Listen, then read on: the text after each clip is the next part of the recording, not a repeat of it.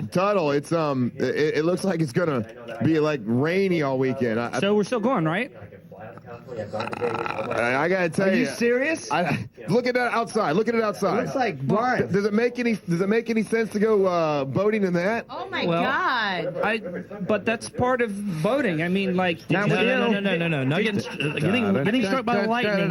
You saw the perfect storm, didn't you? I did see the perfect storm. You see what happened to those guys? Yeah, you could be like George Clooney, and I could be Mark Wahlberg. Okay, and then we could go. Tuddle, what happened? What happened if you all go in a boat and it's really stormy and there's like tornado winds? Don't you want to be safe of not going out in there and drown? Yeah, but they're saying once it gets into the Gulf of Mexico, it's going to get real strong. Could real big. Could get up to a Category 3 hurricane. Could take up the entire Gulf of Mexico. It's going to double in size. And they have no idea where it's going. It could turn. It could go toward Texas. It could go straight up into the Panhandle. It could go directly towards your boat. They're saying it could even turn right. But it won't be anywhere near St. Augustine. Russ, the thing's 700 miles wide. It doesn't matter how wide. It's crazy too. I mean, well, it's good fishing in a storm, Russ. It is? Yeah. Thanks, Opie. Yes. Good fishing in a storm? Yeah, it's good fishing in a storm. Where'd you hear that? That's what Gomer said. No. Maybe Floyd will cut your hair better. Yes. It's supposed to be really good fish. Excuse me. Yes. I burped. That's excuse me.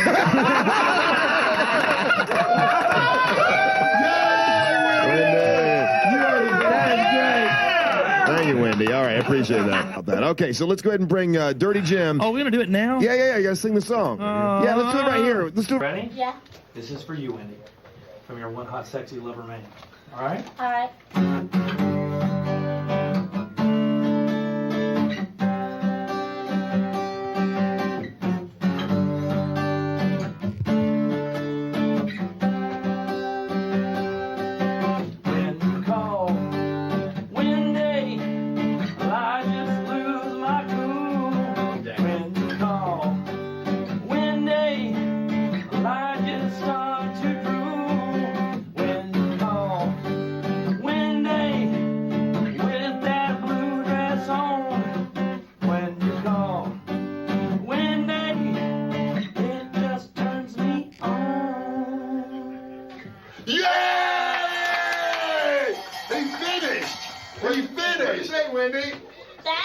That was perfect. I have a lead part. Would you like to hear it? Yeah. Oh, here goes the lead part. Yeah.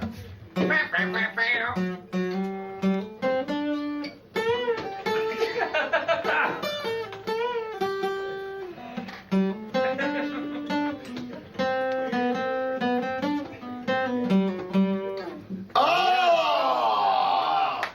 That's all for you. Pretty cool, huh? Yeah. Right. You want to touch my butt? Maybe. Maybe. There you go, Wendy. He's not in there. Hey, how's everything going? All right, how are you? Tuddle. Oh, yeah. Oh, no, here we They're with Jeff Speakman. You know the band after writing up. Oh, yeah. Oh, I was wrong. Superfoot's not here yet. Oh, he's not? No. Don the Dragon Wilson? Well, Don's not here yet either. Are they on their way? They're calling my phone. They're not coming in? Oh, then forget it, man. Well, damn. Yeah, the Bill Wallace and Don Wilson.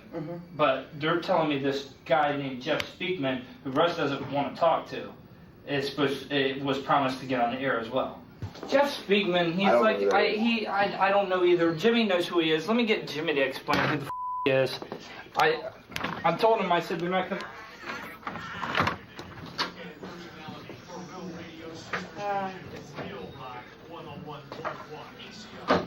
He's a B-movie action star.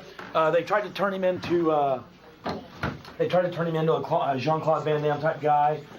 They did one not major movie release, but I remember about 5 or 6 years ago, they pumped him like Jeff Speakman. You know, and he's supposed to be a badass. Until Superfoot Wallace gets here, I'll just tell him. I'm saying right now. He's not here. Yeah, so anyway, that's who he is. There's another guy here, but I don't really know who it is. And Tuddle's been freaking out about.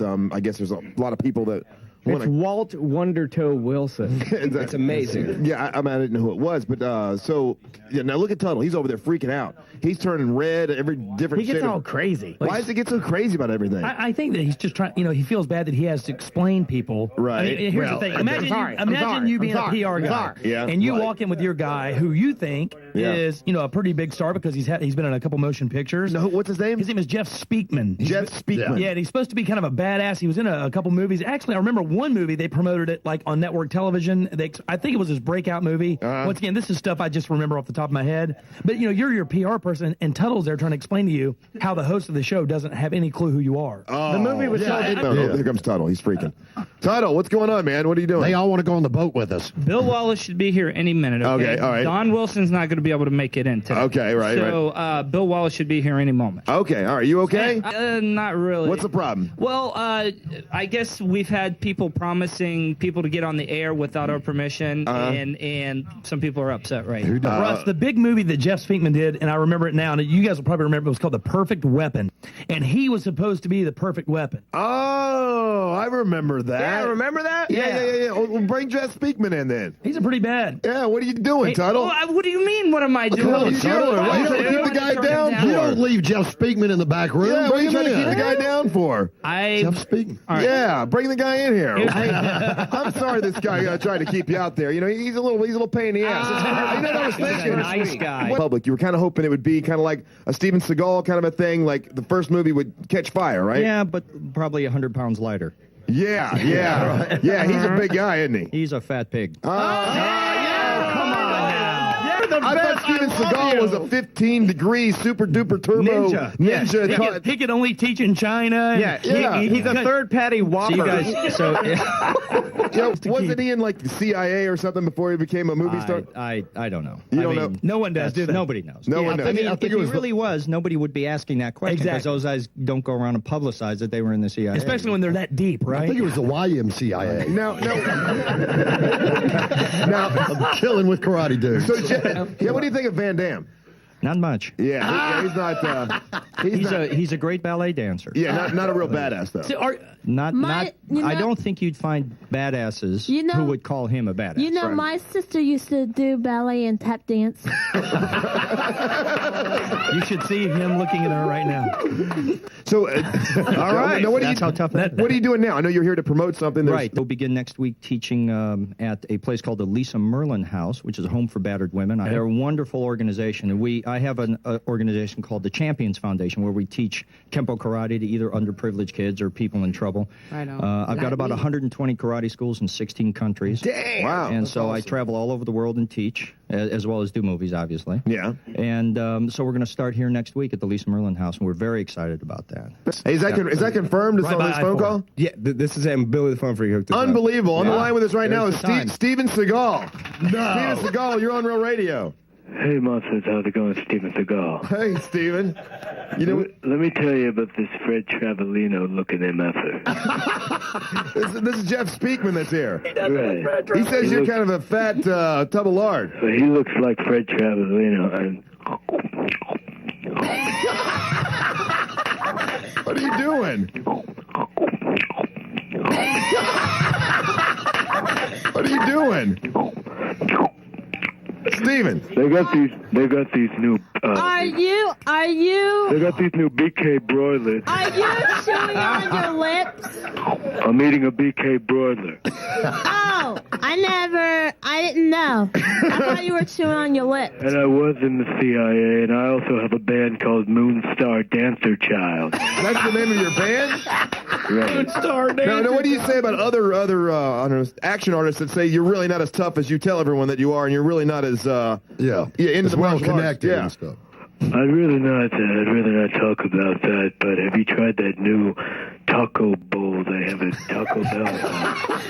They take a bowl and they stuff it full of rice and a carne sarde steak. Do you know what a carne sarde means? No, what does that mean? That means heavily marinated in Indian. Now, Steven Seagal, I mean, do you think you're a little overweight, or do you think you're at the perfect weight right now? Well, let me ask you this. Do you think you're a little overweight? No, I'm fine. Well, then I'm okay, too.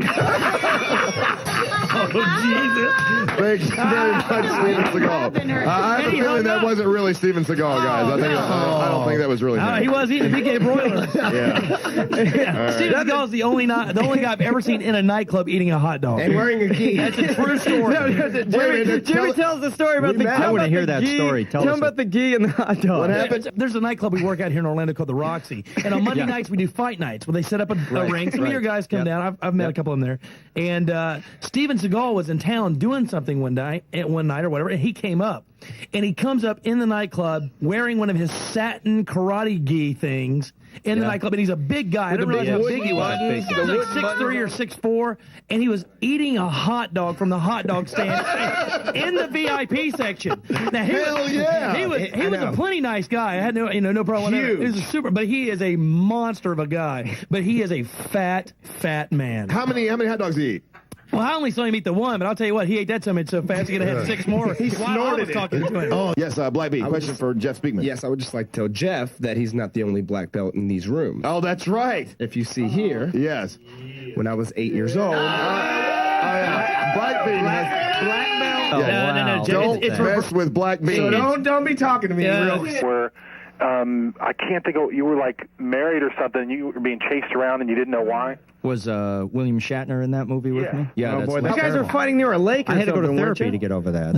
How was it? It was. Yeah, over here. Yeah, I just saw it was on the other night. Was it? Yeah, and I watched you kill on him. over the weekend on HBO. I think somebody's telling me. I'll be damned. They don't tell me anything. That's a good movie. How was his acting ability? I mean, was he still doing kind of the Captain Kirk kind of? It's funny. At first he wasn't, but then there was a scene where in front of hundreds of people he played a politician. Yeah. And his thing was, I feel your pain. I know what you're going through. And after like the third or fourth take, he started to go, I feel your pain. I know your trouble. And of course, I was dying behind him. It was fun. Yeah. Now, okay, Patrick Swayze, badass or pussy?